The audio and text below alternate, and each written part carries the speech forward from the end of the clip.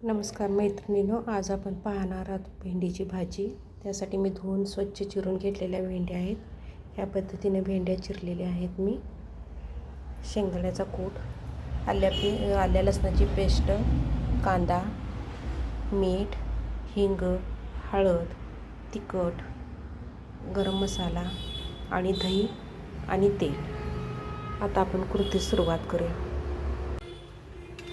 त्यासाठी प्रथम मी कढईत तेल घालून घेणार आहे।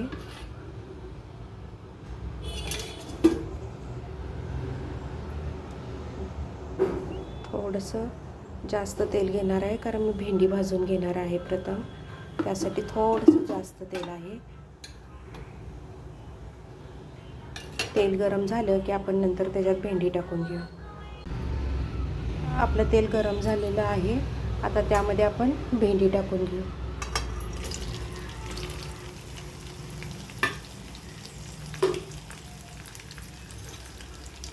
भेंडी छान परतून घ्यायची आहे।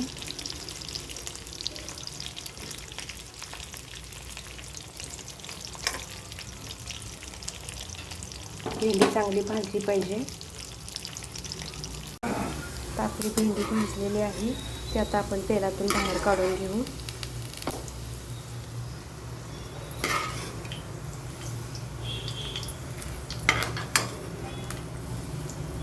कढईतलं थोडं तेल मी कमी करून घेतलेलं आहे। त्यातच आपण आता कांदा घालून घ्यायचा आहे।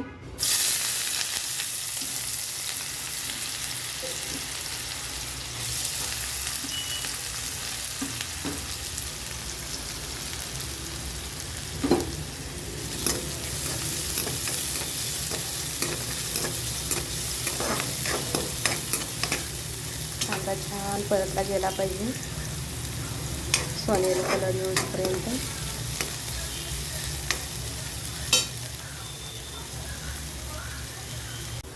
आता आपला कांदा खूप छान भाजला गेला आहे।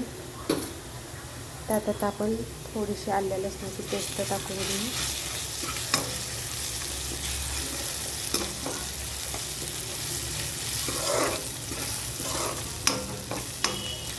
ते भाजलं गेलं की आपण त्याच्यात तिखट टाकून घेऊ।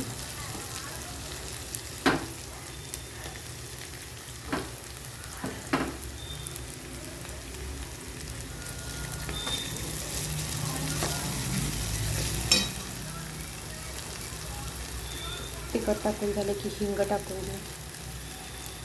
हिंग टाकून झाला की हळद टाकून घेऊ।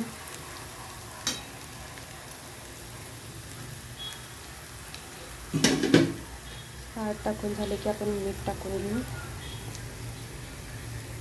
तुमच्या चवीनुसार तिखट आणि मीठ टाका।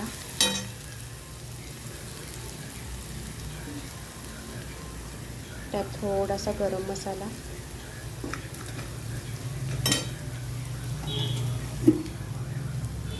आणि दही।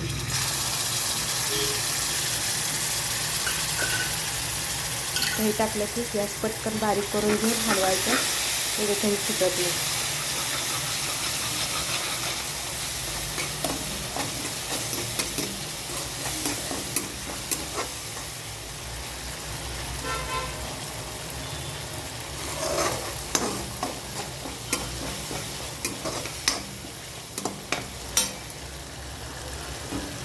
त्यातच आपण आता शेंगदाण्याचा कूट टाकून घ्यायचा आहे।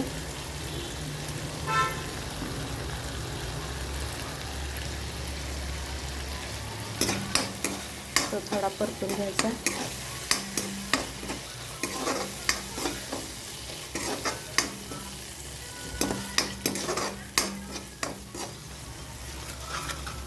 दही आपलं फुटलं नाही कारण आपण पटकन हलवून घेतलेलं आहे। गॅस पण थोडा बारीक ठेवलेला आहे। ते चांगलं भाजलं गेलं की आता थोडंसं यात पाणी घालणार आहे मी, अगदी थोडं।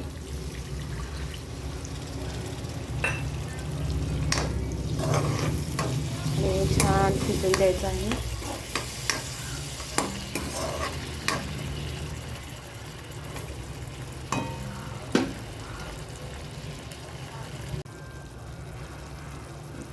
बघा किती छान कलर आलेला आहे। तुम्हाला जर दही वापरायचं नसेल तर टोमॅटो बारीक करून तुम्ही घातलात तरी चालतं। आता आपला शेंगदाण्याचा कूट, तिखट, मीठ छान भाजलं गेलेलं आहे। आपण आता त्यात भेंडी टाकून घेऊ.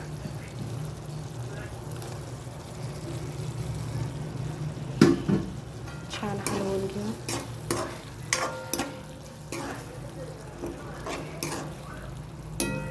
खूप छान लागते भेंडी. अशा पद्धतीने तुम्ही करून बघा.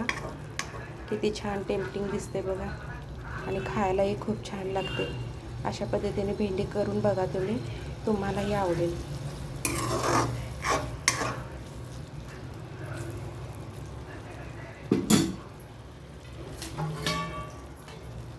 एक 5 मिनिटासाठी मी झाकून ठेवतो. आता आपण प्लेट काढून बघू. आता मैत्रिणीनं खूप छान आपली भेंडीची भाजी झालेली आहे आणि खायला खूप चवीला लागते. आता आपण ह्याच्यावर थोडीशी कोथिंबीर टाकून घेऊया. खूप छान होते अशी भेंडीची भाजी केली की. मुलंही खात नसतील तर तीही खातील इतक्या आवडीनं. खूप छान झाली आहे भाजी. तुम्ही पण माझ्या पद्धतीनं करून बघा आणि आवडली असेल तर लाईक, सबस्क्राईब आणि शेअर करायला विसरू नका.